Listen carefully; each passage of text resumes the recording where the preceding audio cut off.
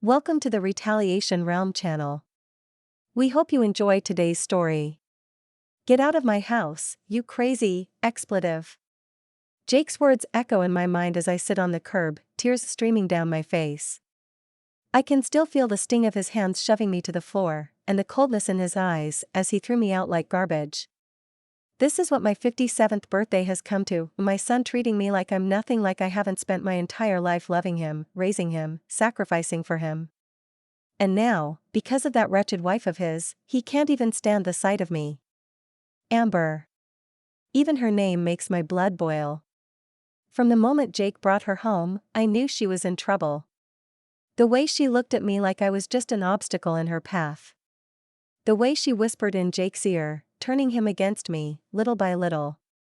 I warned him not to marry her and begged him to see through her manipulations, but he was blinded by lust, by the idea that she loved him unconditionally. The only thing that a woman loves is herself. And now, because of her, I've lost everything, my son, my grandchildren, the family I've dedicated my life to, cast aside like yesterday's trash. As I sit there wallowing, a car pulls up beside me. The window rolls down, revealing the concerned face of my best friend. Maggie, Diane, what happened? What are you doing out here? She asks, her voice laced with worry. I can barely choke out the words. Jake, he kicked me out. Said I was a crazy, expletive, and that it was his house now. Maggie's eyes widen in shock, then narrow in anger. He did what on your birthday? Oh, honey, get in the car. You're coming home with me. I climb into the passenger seat, my body numb as Maggie drives. She keeps glancing over at me, her brow furrowed. This is unacceptable, Diane. Jake can't treat you like this. Something has to be done. I shake my head sadly. What can I do, Mags? He's a grown man. He's made his choice. Maggie purses her lips, a determined glint in her eye. Maybe so, but that doesn't mean he gets to get away with it. You're his mother, for God's sake. It's time Jake and that wicked wife of his learned that there are consequences for their actions. I turn to her, confused. What are you saying? A slow smile spreads across Maggie's face. I'm saying, my dear, that it's time for a little revenge. And I know just the person to help us get it. As we speed into the night, I feel a flicker of something I haven't felt in a long time, hope. Hope that maybe, just maybe, I can make Jake and Amber pay for the pain they've caused. Maybe karma will finally catch up to them. The day started well enough. It was my birthday, and despite everything that had happened with Jake, I was determined to make the most of it. I spent the morning tidying up the house, putting up a few decorations, and preparing a special dinner. I even bought a cake from the bakery down the street, the one Jake always loved as a kid. Around noon, I called Jake, my heart fluttering with a mix of hope and apprehension. To my surprise, he answered. Hey Mom, what's up? His tone was neutral and guarded. I took a deep breath. Well, I was wondering if you, Amber, and the kids would like to come over for dinner tonight. It's my birthday, and I thought it would be nice to spend some time together as a family. There was a long pause. I could hear muffled voices in the background like he was discussing it with someone. Finally, he spoke. Yeah, okay, we can do that. Relief washed over me. How about 6 p.m.? I'm making your favorite lasagna. Sure, see you then. He hung up before I could say anything else. The rest of the day passed in a blur of preparation and anticipation. By the time 6 p.m. rolled around, everything was perfect. The lasagna was bubbling in the oven, the table was set, and the cake was proudly displayed on the counter. Right on time, the doorbell rang. I practically ran to answer it, a huge smile on my face. But the moment I opened the door, my heart sank. Jake stood there, a scowl etched on his features. Beside him was Amber, her lips curled into a sneer. The kids were nowhere to be seen. Where are the children? I asked, trying to keep my voice steady. Amber let out a harsh laugh. We decided it was best they didn't come. Wouldn't want them exposed to any more of your toxic influence. I felt like I'd been slapped. Toxic influence? What are you talking about? She stepped forward, jabbing a finger at me. Don't play dumb, Diane. We all know what a terrible mother you were, the way you turned Jake against his father, the constant guilt-tripping and manipulation. It's no wonder he wants nothing to do with you. Tears stung my eyes. I looked to Jake, silently pleading for him to defend me, but he just stood there, arms crossed, saying nothing. That's not true, I managed to choke out. I've always loved and supported Jake. I would never do anything to hurt him. Amber's eyes flashed with malice. Save the martyr act. You're nothing but a selfish, vindictive woman who can't stand the fact that Jake has moved on with his life, that he chose me over you. Something inside me snapped. Before I knew what I was doing, I lunged forward, ready to slap that smug look off her face, but Jake stepped between us, grabbing my wrist in a painful grip. Don't you dare touch my wife, he growled. You're pathetic, you know that? Coming up with this whole birthday charade, trying to worm your way back in. Well, it's not going to work. We're done with you. With that, he shoved me backward, sending me stumbling. I caught myself on the door frame, tears now flowing freely down my cheeks. Jake, please, I whispered. I'm your mother. But he just shook his head, his eyes cold. Not anymore. Come on, Amber, let's go. I watched helplessly as they turned and walked away, slamming the door behind them. The sound echoed through the empty house, a brutal finality to it. And there I stood, alone on my birthday, my heart shattered into a million pieces.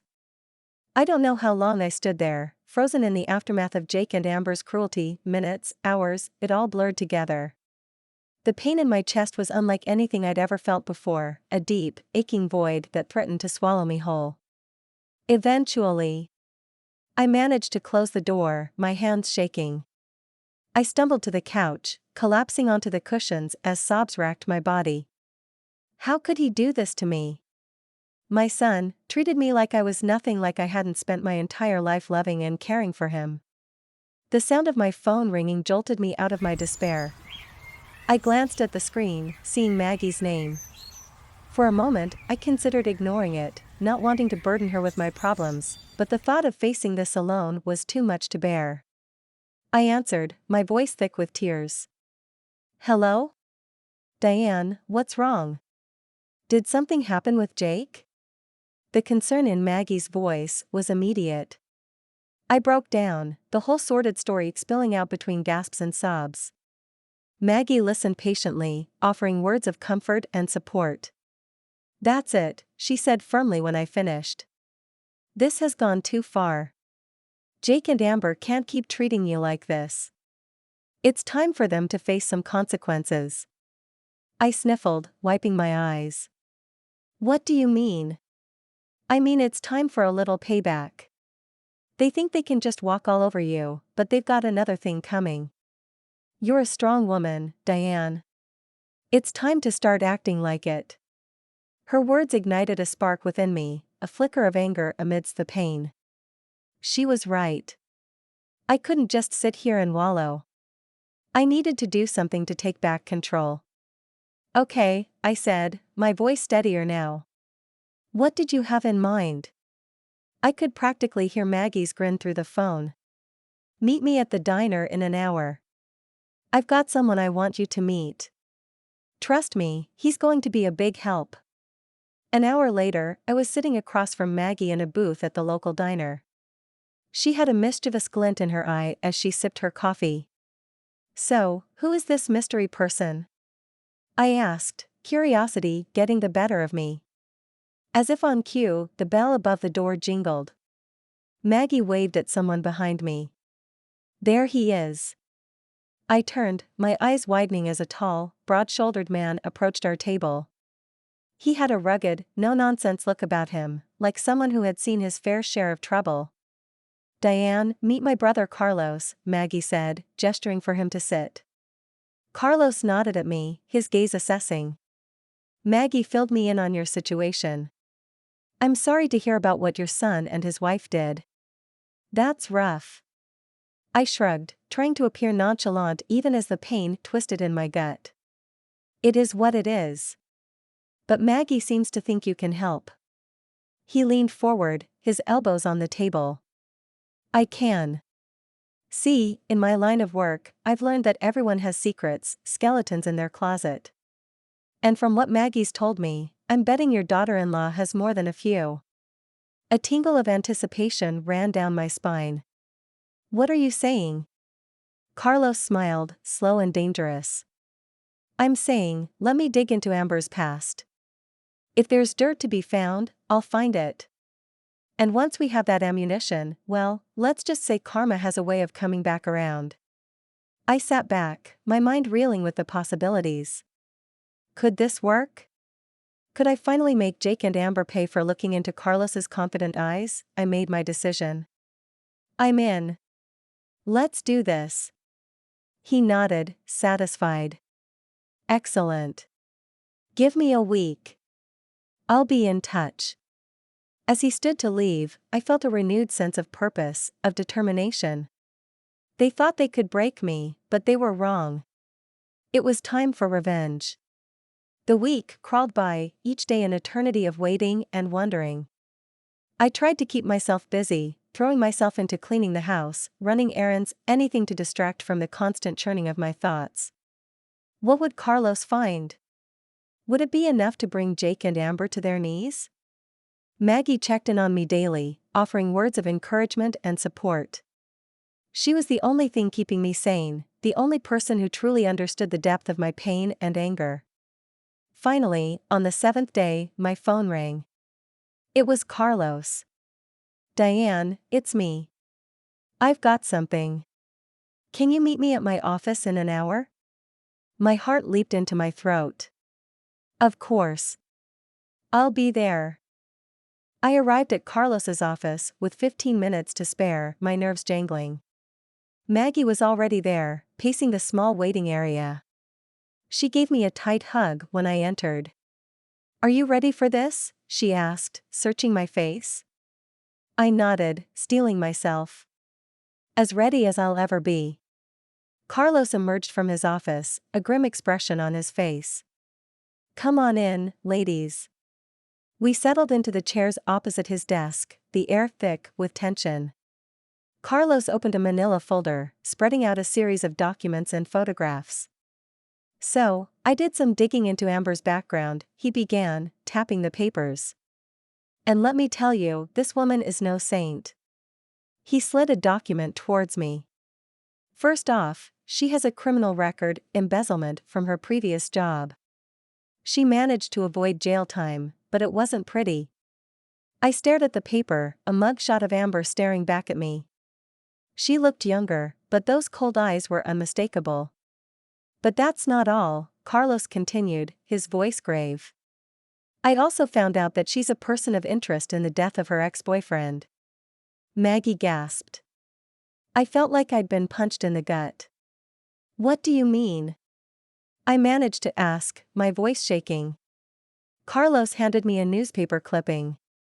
2 years ago, her ex was found dead under mysterious circumstances. The police suspected foul play, but they could never prove anything. Amber was the last person to see him alive. I scanned the article, my eyes catching on phrases like suspicious death and ongoing investigation. My mind reeled, trying to reconcile this information with the woman my son had married. So, what does this mean? Maggie asked, voicing the question I couldn't. Carlos leaned back in his chair, steepling his fingers. It means we have leverage.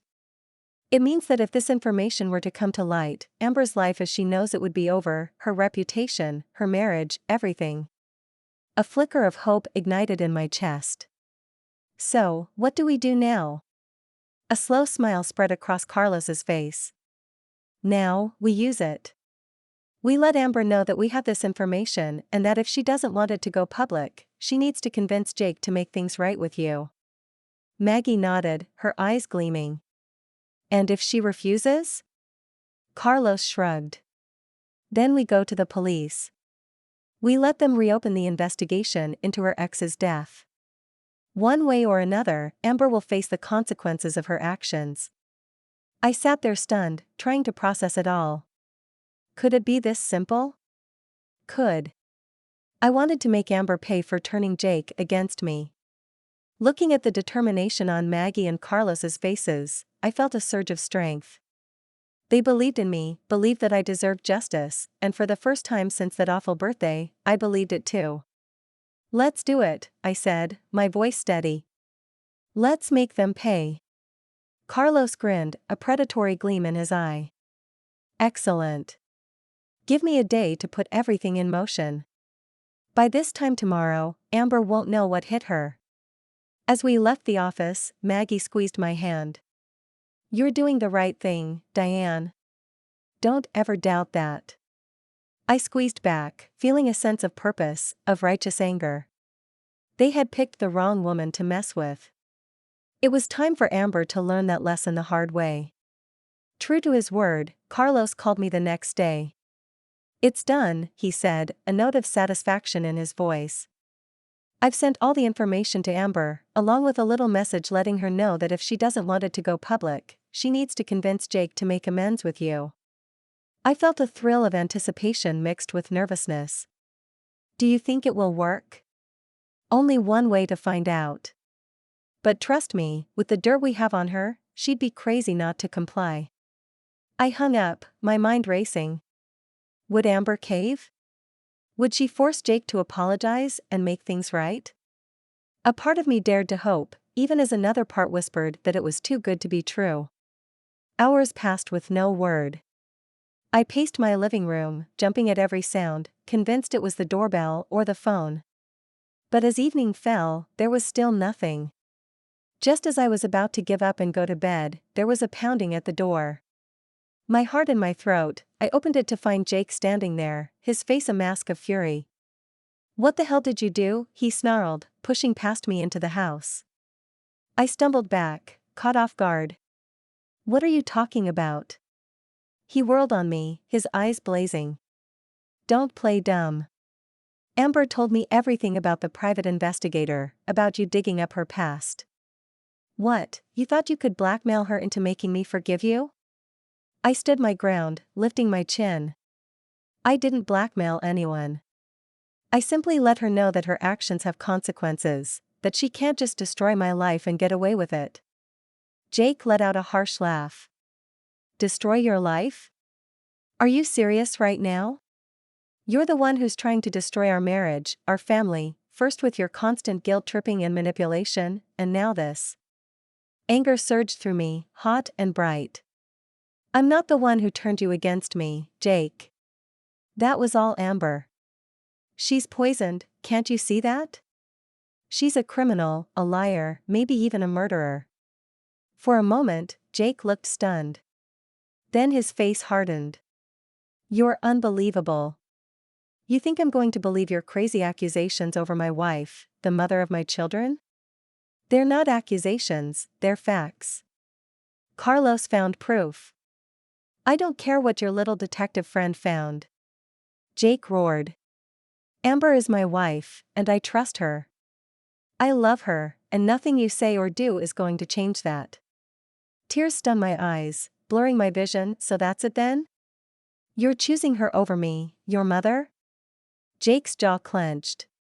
You made that choice for me the moment you decided to pull this stunt. I'm done with you, Mom. Done with your lies, your schemes, all of it. He turned to leave, and panic seized me. I couldn't lose him, not like this. Jake, please. But he was already gone, slamming the door behind him with a finality that shook me to my core. I sank to the floor, racked with sobs tearing from my throat.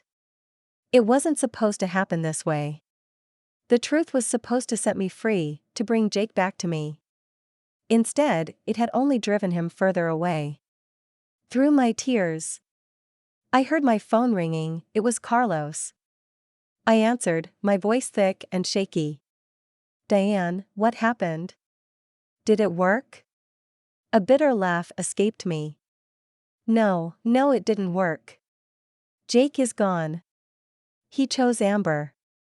There was a pause, and then Carlos spoke, his tone determined. Then we move on to Plan B. We go to the police, get them to reopen the investigation into Amber's ex's death. I shook my head, even though he couldn't see me. What's the point? It won't change anything. Jake's made his choice. This isn't about Jake anymore, Carlos said firmly. This is about justice, about making sure Amber pays for what she's done, one way or another. I closed my eyes, exhaustion and grief washing over me. Could I do it? Could I destroy my son's wife, the mother of my grandchildren? But then I remembered the look in Jake's eyes, the venom in his voice, the way Amber had smirked, so smug and self-satisfied. They had brought this on themselves, and now they would face the consequences. Okay, I whispered, a new resolve hardening in my chest. Let's do it. Let's make her pay. The next few days were a blur of activity. Carlos and I gathered all the evidence he had collected, organizing it into a neat package to present to the police. Maggie was a constant presence, offering support and encouragement when my resolve wavered. Finally, the day arrived. We walked into the police station, heads held high, ready to blow the lid off Amber's sordid past. The detective listened intently as we laid out our case, his brow furrowing as he examined the documents and photographs. When we finished, the detective sat back with a grim expression on his face. This is serious stuff, he said, tapping the file. If what you're saying is true, we have grounds to reopen the investigation into Miss Wilson's ex-boyfriend's death. I felt a surge of vindication. It is true, every word of it. The detective nodded. All right then, leave this with me. I'll get the ball rolling. We left the station, a sense of anticipation thrumming through me. It was happening, Amber was finally going to face the music. 2 days later, I received a call from Carlos. Turn on the news, he said, a note of triumph in his voice. I did as he said, my heart pounding, as the anchor's face filled the screen. Breaking news, she announced, her expression grave. Local woman Amber Wilson has been arrested in connection with the previously unsolved death of her ex-boyfriend, Mark Thompson. New evidence has come to light, prompting police to reopen the investigation. I watched transfixed as they showed footage of Amber being led out of her and Jake's house in handcuffs, her face a mask of shock and anger. Jake followed behind, looking stunned and lost. A fierce satisfaction burned in my chest, she was finally getting what she deserved. But my joy was short-lived. The news report went on to describe how Jake had to use their savings to post Amber's bail and hire a lawyer. It was a financial blow, one that would undoubtedly put a strain on their marriage. I should have felt guilty, knowing that I had played a part in their hardship, but all I could think was that it served them right. They had brought this on themselves with their cruelty and deceit. Over the next few weeks, I watched from afar as the drama unfolded. Amber's arrest made headlines, and the court of public opinion was merciless. Speculation ran rampant about her involvement in her ex's death, and about what other secrets she might be hiding. Jake put on a brave face, standing by his wife in public, but I could see the toll it was taking. He looked haggard, worn down by the constant scrutiny and whispers. A part of me yearned to reach out, to offer comfort and support, but I hardened my heart, reminding myself of the way he had cast me aside. The vicious words he had hurled at me had stung deeply. He had made his bed, and now he would lie in it. One afternoon, as I was returning from the grocery store, I spotted a familiar figure on my doorstep. It was Jake, his shoulders slumped, his eyes red-rimmed. For a moment, I considered ignoring him, pretending I wasn't home, but curiosity got the better of me. "What do you want?" I asked coldly as I approached, my arms laden with bags. Jake looked up, his expression a mix of exhaustion and desperation. "Mom, I need your help." I raised an eyebrow. "Oh, now you need my help? What happened to be done with me and my schemes?" He flinched as if I had struck him. I know. I said some awful things. But this is bigger than that. Amber's in real trouble, Mom. The evidence against her, it's bad. A flicker of unease passed through me. What are you saying? Jake's voice broke. I'm saying I don't know what to do. The lawyer fees alone are bankrupting us, and if Amber goes to prison, I can't raise the kids on my own. I need you, Mom. Please. I stared at him, torn between the urge to comfort and the desire to lash out. He looked so broken, so defeated. But then I remembered the pain he had caused, the way he had abandoned me. I straightened my spine, my voice like ice. You should have thought of that before you turned your back on me. I'm sorry, Jake, but you're on your own with that. I brushed past him, ignoring his pleas and apologies. He had made his choice, now he would live with the consequences. A few days after Jake's desperate visit, I received an unexpected call. It was Amber's mother, her voice tight with barely contained anger. Diane, I know we've had our differences, but I need to ask a favor, she said, the words seeming to pain her. I felt a flicker of surprise. What kind of favor? It's the kids. With everything going on with Amber's case, Jake's struggling to keep up. He needs a break. I was hoping you could take the children for the weekend, Amber's mother pressed as if sensing my reluctance. I know you love those kids. They need some stability right now, and Lord knows they won't get it from Jake or Amber. I sighed, my resolve crumbling. She was right. Whatever issues I had with their parents, my grandchildren were innocent. They deserved better than to be caught in the middle of this mess. All right, I agreed. I'll take them for the weekend. But I'm doing this for them, not for Jake or Amber. Of course. Thank you, Diane. I'll let Jake know to drop them off Friday evening. True to her word, Jake arrived on my doorstep that Friday, the kids in tow. He looked even worse than the last time I'd seen him, his face gaunt and shadowed.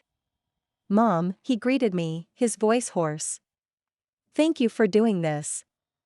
I appreciate it, Jake said hoarsely. I nodded stiffly, my attention on the children. They looked up at me, their eyes wide and uncertain. Grandma, my granddaughter cried, breaking into a smile. She rushed forward, wrapping her little arms around my waist. I hugged her back, blinking back sudden tears. Hello, sweetheart. I've missed you. My grandson was more reserved, hovering by Jake's side. I knelt, opening my arms. Come here, buddy. It's okay. Slowly, he stepped into my embrace, his small body trembling. My heart ached for him, for both of them. Jake cleared his throat. I'll pick them up Sunday evening. If anything comes up, just give me a call. I straightened, meeting his gaze coolly. We'll be fine. Enjoy your weekend. With a final nod, he left, leaving me alone with the kids. I took a deep breath, forcing a smile. Who wants pizza for dinner? The weekend passed in a blur of laughter, games, and stories. For a little while, I was able to forget the drama and heartache, lost in the simple joy of being with my grandchildren. But all too soon, it was over. Jake arrived to collect the kids, his expression guarded, as they gathered their things. Grandma, can we come stay with you again soon? We had so much fun, my granddaughter asked, tugging on my hand. I smiled, smoothing her hair. Of course, honey. Anytime you want. Jake's jaw tightened. We should get going. Say goodbye, kids. They hugged me tightly, their little faces sad. I watched as they climbed into Jake's car, my heart heavy as he prepared to leave. Jake paused, turning back to me. Listen, Mom, about what they said. I don't want you to get any ideas. This was a one-time thing. I bristled, anger sparking. Excuse me? Do you think I'm trying to turn them against you? Wouldn't be the first time, he muttered. I saw red. How dare you? I have done nothing but love and support those children, which is more than I can say for you and Amber. You're so wrapped up in your drama, you can't even see how much they're hurting. Jake's face flushed. You have no idea what we're going through. No idea the stress, the pressure. And whose fault is that? I cut him off. You chose this, Jake. You chose Amber and all the chaos that comes with her. Don't you dare put that on me? He stared at me, his eyes hard. This isn't over, Mom. I won't let you poison my kids against me. With that, he got in the car and drove away, leaving me shaking with rage and hurt. I stood there watching until the car disappeared from view, a cold determination settling over me. If Jake wanted to play hardball, then so be it. I was done playing nice. It was time to end this once and for all. The day of Amber's trial arrived cold and gray. I dressed with care, choosing a somber black suit that radiated quiet authority. Maggie picked me up, her face set with grim determination. "Are you ready for this?" she asked as we drove to the courthouse. I nodded, my jaw tight. I've been ready for a long time. We met Carlos on the steps, his expression serious. "I've got a surprise for you," he said, leading us inside. I tracked down Mark Thompson's family. "They're here to testify," Carlos announced, his voice filled with determination. I felt a surge of gratitude and vindication. With their testimony, Amber's fate would be sealed. The courtroom was packed, the air thick with tension. I took my seat behind the prosecutor's table, my heart pounding, as Amber was led in, her wrists and ankles shackled.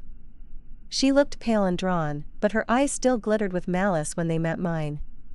Jake sat stiffly beside her, his face a mask of conflicting emotions.